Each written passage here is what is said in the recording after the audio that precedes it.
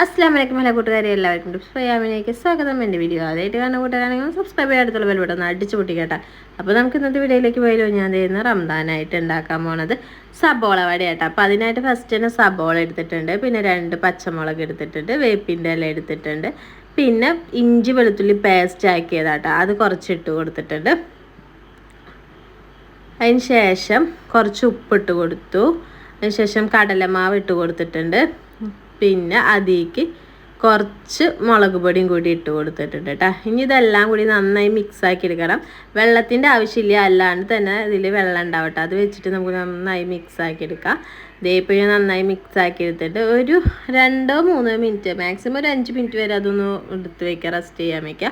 അതിന് ശേഷം ഒരു പാൻ വെച്ച് അതിലേക്ക് ഓയിൽ ഒഴിച്ച് കൊടുത്ത് ഓയിൽ ചൂടായി വരുമ്പോഴത്തേക്ക് കുറച്ചായിട്ട് ഇട്ട് കൊടുക്കാം.